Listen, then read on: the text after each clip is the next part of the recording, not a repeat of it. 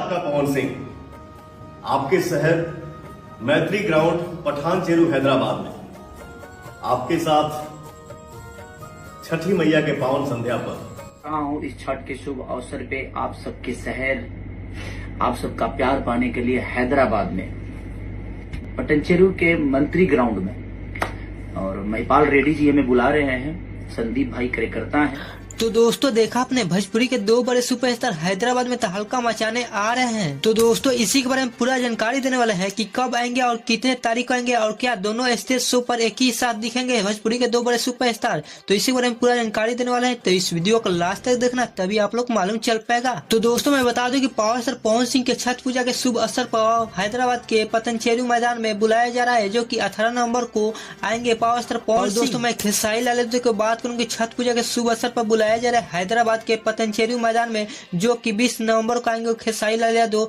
जो कि तहलका मचाने हैदराबाद में। तो दोस्तों अगर आप मेरे चैनल पर नए हैं तो इस चैनल को सब्सक्राइब कर दीजिए और बेल आइकन दबा दीजिए ताकि हर अपडेट इसी तरह आप लोग पास सबसे पहले